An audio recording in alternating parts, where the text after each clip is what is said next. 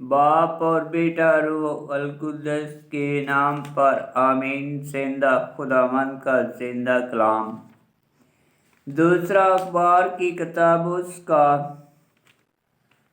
24 बाब। योआश की सल्तनत। और जिस वक़्त योआश बादशाह हुआ उसकी उम्र 7 बरस की थी और उसने यरूशलेम में 40 बरस बादशाही की। उसकी माँ का नाम सबिया था जो बेरशबा से थी। और यहूदा कायन के तमाम दिनों में योआश ने वही काम किया जो खुदावंद की निगाह में रास्त था।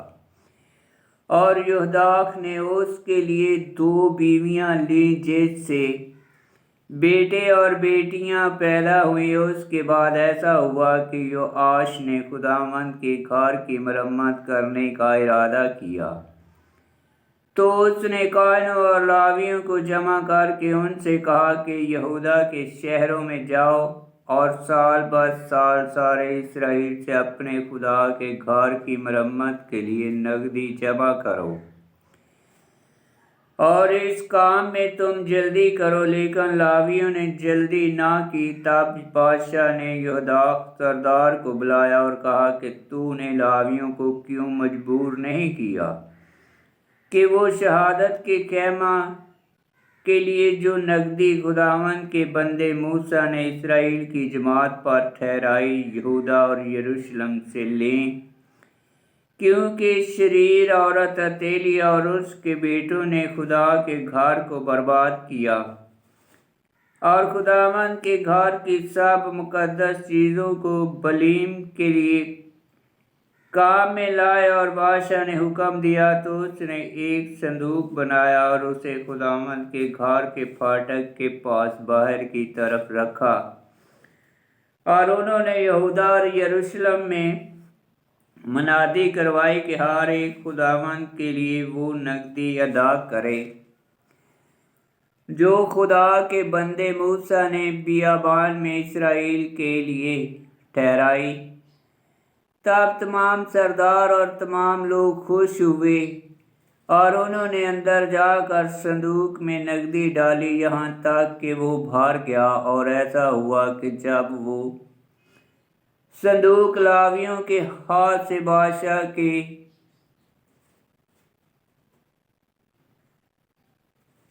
दीवान के पास लाया गया और उन्होंने देखा कि उसमें बहुत नगदी है, तो बादशाह का मुहर्रर और सरदार कायन का मददगार अंदर आए और उन्होंने संदूक को खाली किया।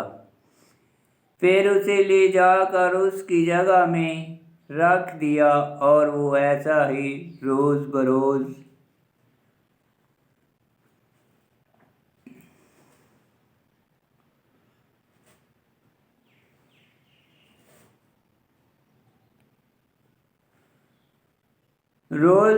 करते थे। और बहुत सी नगदी जमा हो गई तो वो बादशाह और यहूदा ने खुदा के घर की खिदमत के काम के मुख्तारों को दी। और उन्होंने संग तराश और तरखान मजदूरी पर लगाए ताकि खुदावंद का घर बहाल करें और लोहे और पीतल के कारीगरों को भी ताकि खुदावंद के घर की मरम्मत करें। सो कारीगरों ने अपना अपना काम किया और शिकस्तदार खत उनके हाथ से दुरुस्त की गई। और उन्होंने खुदा के घर को उसकी पहली हालत पर बहाल किया और उसे मजबूत किया। जब सब काम कर चुके तो बाकी मांदा नगदी को वो बादशाह और यहूदा के पास लाए। तो उसने उससे खुदावंद के घर के लिए बर्तन यानी खिदमत के बर्तन और कुर्बानी चढ़ाने के बर्तन और तास और सोने और चांदी के बर्तन बनाए। तो यहूदा के सब दिनों में वो खुदावंद के घर में हमेशा सूख्तनी कुर्बानियाँ चढ़ाते रहे। और यहूदा बूढ़ा और दिनों से शेर हुआ और मर गया। और जिस वक़्त वो मरा उसकी उम्र 130 बरस की थी। اور انہوں نے اسے داؤد کے شہر میں بادشاہ کے ساتھ دفن کیا، کیونکہ اس نے اسرائیل میں خدا کے لیے اور اس کے گھر کے لیے نیکوکاری کی تھی۔ اور یہودا کی وفات کے بعد یہودا کے سردار آئے اور بادشاہ کو سجدہ کیا، اور بادشاہ نے ان کی سنی۔ تب انہوں نے خداوند اپنے باپ دادا کے خدا کے گھر کو چھوڑ دیا اور کھمبوں اور بتوں کی پرستش کی، تو اس خطا کاری کے باعث یہودا اور یروشلم پر غضب نازل ہوا، اور اس نے اس کے پاس انبیاء بھیجے تاکہ وہ انہیں خداوند کی طرف پھیریں، اور انہوں نے ان پر گواہی دی، مگر وہ سنوا نہ ہوئے۔ تب خداوند کی روح زکریا بن یہودا کاہن پر اتری، تو وہ لوگوں کے آگے کھڑا ہوا اور ان سے کہا، خدا یوں فرماتا ہے کہ تم خداوند کے حکموں کی کیوں نافرمانی کرتے ہو کہ تم کامیاب نہ ہوگے، کیونکہ تم نے خداوند کو چھوڑا تو اس نے بھی تمہیں چھوڑ دیا۔ تو انہوں نے اس کے خلاف سازش کی اور بادشاہ کے حکم سے خداوند کے گھر کے صحن میں اسے سنسار کیا۔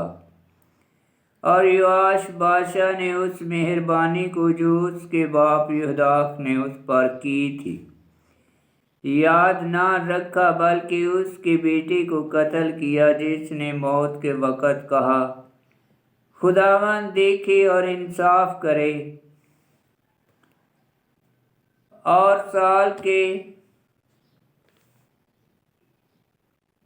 اختتام پر ایسا ہوا کہ ارام کا لشکر اس پر چڑھ آیا، اور وہ یہودا اور یروشلم میں آئے اور لوگوں کے تمام رئیسوں کو ہلاک کیا، اور اپنی لوٹ کا سارا مال دمشق کے بادشاہ کے پاس بھیجا۔ اگرچہ ارام کے لشکر سے آدمیوں کا چھوٹا سا جتھا آیا، تو بھی خداوند نے ایک عظیم لشکر کو ان کے ہاتھوں میں کر دیا، کیونکہ انہوں نے خداوند اپنے باپ دادا کے خدا کو چھوڑ دیا تھا۔ اور انہوں نے یوآش پر کا فتویٰ پورا کیا۔ جب وہ اس کے پاس سے چلے گئے، انہوں نے اسے بہت بیماریوں میں چھوڑا، اور اس کے خادموں نے یہودا کاہن کی بیٹی کے خون کے سبب اس کے خلاف سازش کی اور اسے اس کے پلنگ پر قتل کیا، تو وہ مر گیا اور داؤد کے شہر میں دفنایا گیا۔ لیکن انہوں نے اسے بادشاہوں کی قبروں میں نہ دفنایا، اور جنہوں نے اس کے خلاف سازش کی تھی ان میں سے